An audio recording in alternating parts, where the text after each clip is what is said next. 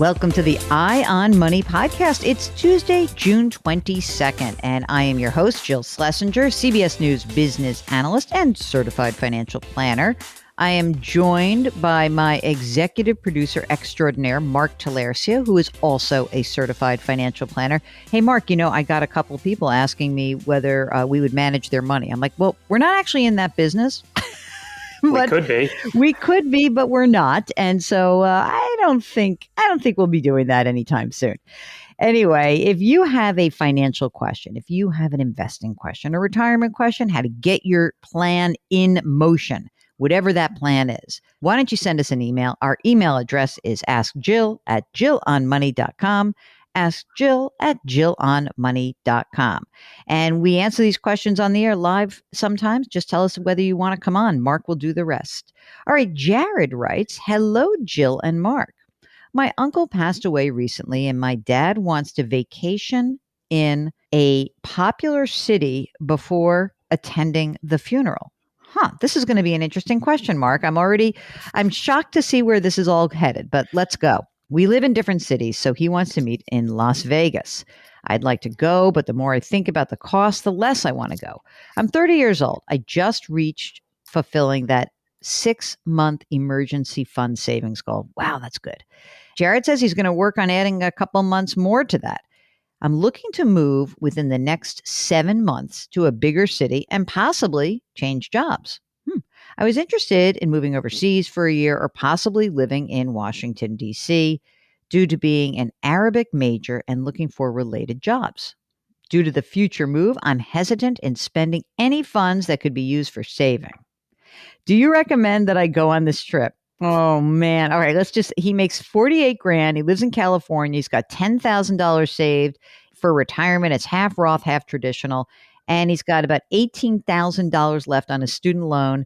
And he says, I'm a month away from positive net worth finally. And thanks for your help. Okay, Mark, this feels like a really sad moment where I'm going to be the Debbie Downer. So why don't you go first?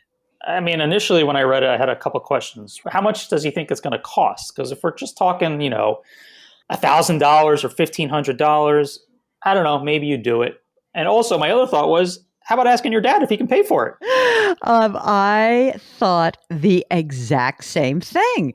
So my first question was like, okay, do you really want to be like the buzzkill and be the one who says, oh, I'm not going to go. It's an important thing to your dad, or maybe you loved your uncle.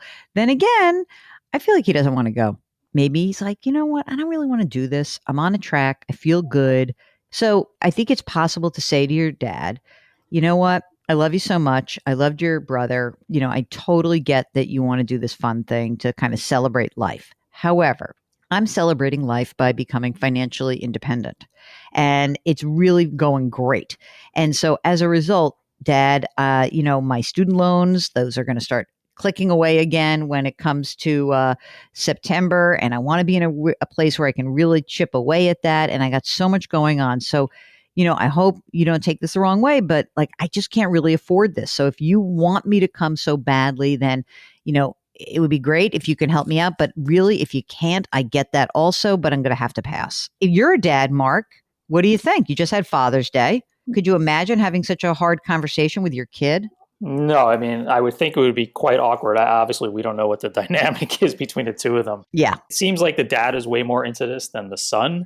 Yeah, I don't know. It's also hard to disappoint your father if he's really so gung-ho on it, don't you think? Like I said, either the dad pays for it or you're going to tell me this is only going to cost you a few $100s, which I doubt. But otherwise, I probably would listen to what you said. Yeah. I mean, I love that you are so responsible and really Jared, we are psyched for you. And you know what? It makes sense to me, Mark. Remember when we talked to a behavioral economist recently who said, you want to sort of deal with little chunks along the way. I think it's been great to see how people are really taking that in. Maybe they didn't even hear that message, but I think intuitively people know I can't do everything at once, right? It's very hard.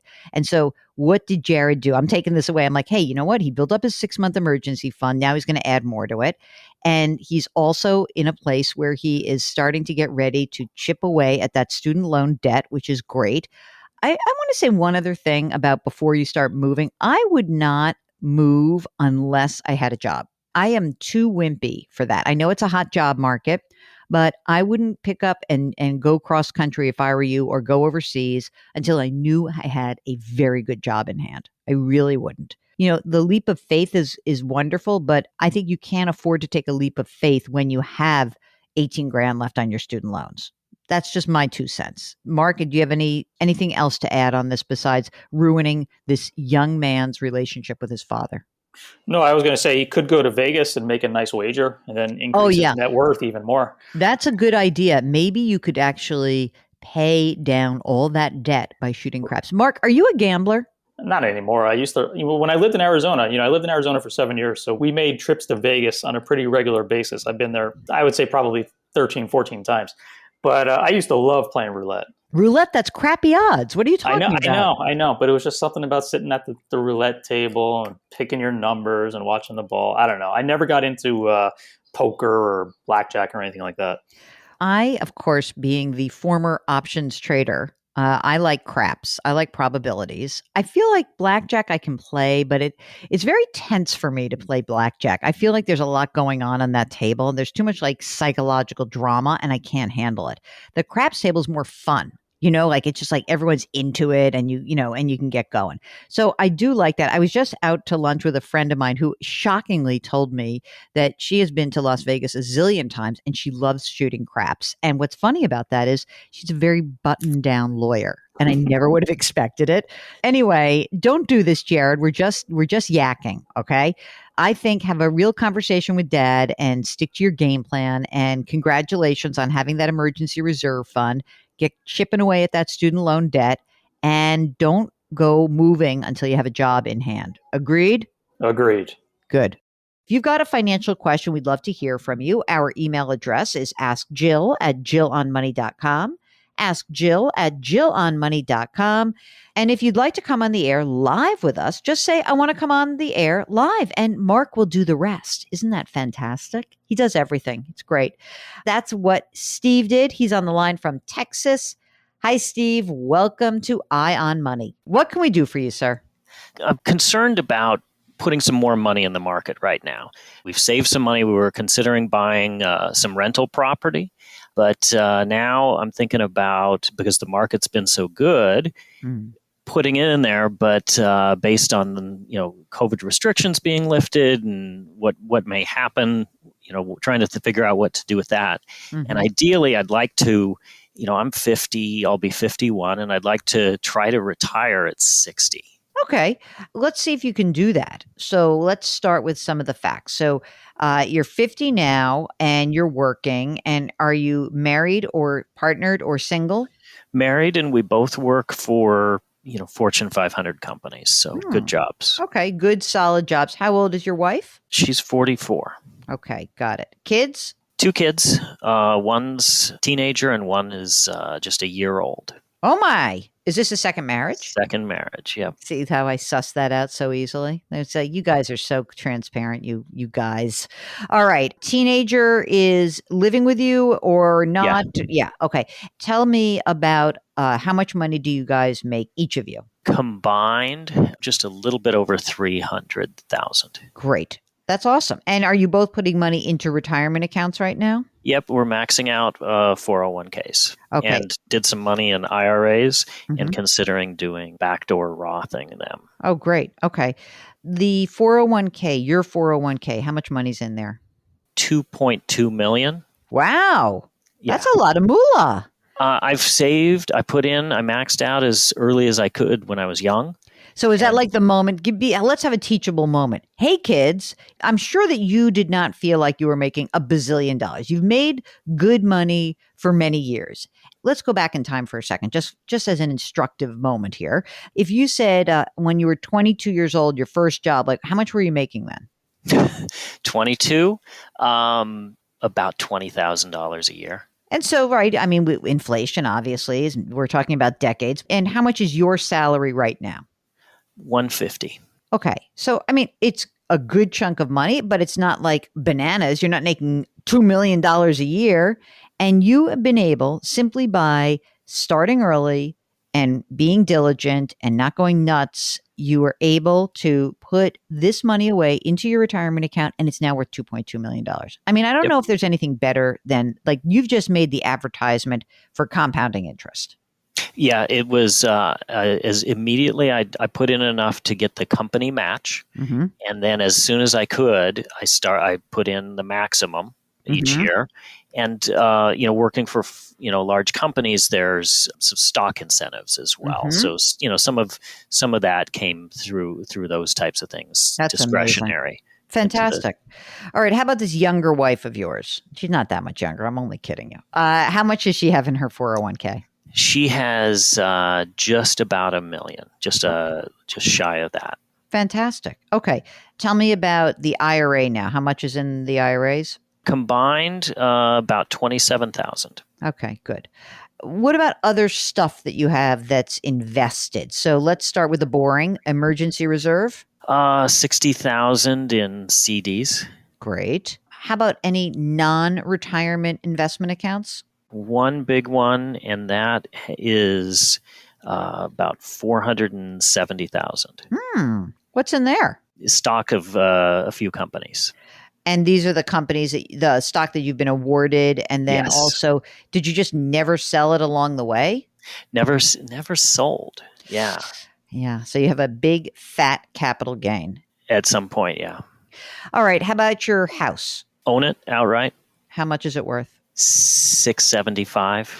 And no mortgage. Any other assets that I should know about? 529 Bs for the kids, about 140,000 Each or total? total. And teenager is definitely heading to college? Yes. Okay, great. What else have I missed? What else is going on here? Do you have some secret stash of crypto that I don't know about? No, but we just have some cash that, since you don't pay for a mortgage, the money piles up. Mm-hmm. And so I've got about literally 400,000 liquid. And that's what we're talking about. Like, that's the, oh my God, should I put this to work? What should I do with it? Should I buy rental property? Da, da, da, da, da. Like all that, right? Mm-hmm. Okay. Have you ever owned rental property? No, but I part of why I would want that rental property is for storage of cars, boats, that type of stuff. I thought this is how, you said cars, and I thought you said carbs. And I was like, man, that's a lot of carbs. That's a lot of bread in there. Why, are you an antique car and boat collector? Yes, just What? a couple. Come on. All right, tell me about that. You didn't say that. You didn't tell me what you owned. Like, what's that? Their cars and boats aren't worth a single thing. These things are worth This is just your fun stuff. Just fun stuff. Can't you just rent something place to put this crap? I could. No, I don't. I'm not like that into rental property for you. You want to don't you want to look at the next 10 years and then say to yourself, I want to actually not be tethered to being a landlord and dealing with some dingbat who calls me in the middle of the night and telling you that your pipes are frozen or, something went wrong in the place and then you're the one who has to deal with it. So I think I like simplicity in life. Okay. And so I think the 400 grand, I think, is perfect. You can add it to the non-retirement investment account. And I think that since you already have this big stock position, you got $500,000 in there already almost, you could start to say, let me nibble at some things that I don't have exposure to. So the stocks you own are sort of big US stocks, right? Mm-hmm. Okay, so maybe you say, let me take some of this money every month and I'll add a international index fund, or I'll add a small company stock index fund, or I'll even own a kind of boring but plain vanilla intermediate term bond fund. And I'll just I'll get this. You don't have to do it in one fell swoop if it makes you a little scared, right? But you could say that I'll pick these three funds, and then maybe what I'll do is, I don't know what the time horizon is, but maybe it's 50 grand a month and you do, 20, 20, 10, right? And if you're feeling nervous in any way, then you do it a little bit at a time and you can 50 grand a month and you'll get your 400 grand invested pretty much by the end of the year, almost a little bit more, and stick to that. Or you can just do it in one fell swoop. I think that that's what you should do. I don't think owning rental property is going to be smart for you. I hate losing liquidity. That's what I hate. So that's what happens when you take cash and you sink it into real estate. So that's where I am. And then, of course, leave yourself some cash so you can pay for the rent to store your boats and cars, she says with a little dripping of sarcasm. Have you actually run retirement numbers for yourselves? I have, and I've used calculators. I've used a financial planner that I've paid, a fiduciary. The numbers sort of that I've come up with is maybe at 60 I could retire, but I'd be concerned with paying for health insurance. Well, I'm not worrying about that because we're going to make your wife keep working, and then you'll be on her health insurance, right? Yeah, that's definitely a possibility. But she told me if I'm doing it, she's going to join me. All right. So, I mean, I like the way you're thinking. And by the way, if you're going, let's say that it's not 60, maybe it's 62, or maybe you do something so that you have you're going to have to cover. You're going to have a gap in between whenever you decide to retire and when you qualify for Medicare. So that's just yet another reason why investing the cash on hand in a more liquid investment, just like in a plain brokerage account, then in real estate makes more sense, because you're going to have a period of time where you're really going to need to fund a gap. And so that's the kind of asset that would be perfect for it. One more question for you. In your retirement account options, do you have a Roth 401k option? Not yet. So I by the time I started doing an IRA, I was making too much. Okay. All right. I'd be interested to see whether they let you, or if they roll out a Roth option. It would be nice to have some money that's already been taxed. Because again, $3.2 million is pre-tax, right? And so that's just going to keep growing, and that's going to create a required minimum distribution for you guys at age 72. That's going to be pretty significant. So we're going to have to stay in touch, because in 10 years, when you retire and your income goes down, there could be a really great opportunity for you to convert those pre-tax retirement accounts into Roth assets if it's available at that time. Can't do anything now. Right now, you can't. I would do a backdoor Roth if you can. So I would definitely do that and make that happen. And I think you're in great shape. I mean, it really does sound like you guys have put yourself through just hard work and diligence, right? It's not like no one gave you anything. Did you grow up with a lot of money? Mm-mm. No, you just did it yourself, right? I didn't have anything. Nothing. Yeah. So, I mean, I got to say, it's all good news to me. Go forth, keep doing what you're doing. Very good luck to you, and stay in touch with us if you have more questions, okay? Hey, I appreciate it. Thank you so much, Jill. Okay, if you, like Steve, need your financial question answered, just send us an email. Ask Jill at jillonmoney.com. Or if you're on our website, jillonmoney.com, hit the contact button. And while you're on the jillonmoney.com website, what else can you do? You can follow us. You can subscribe to this podcast. Yeah, you can go to Apple, and you can certainly get it anywhere you get your favorite podcast. But Eye on Money, we've got a nice link directly on the jillonmoney.com website.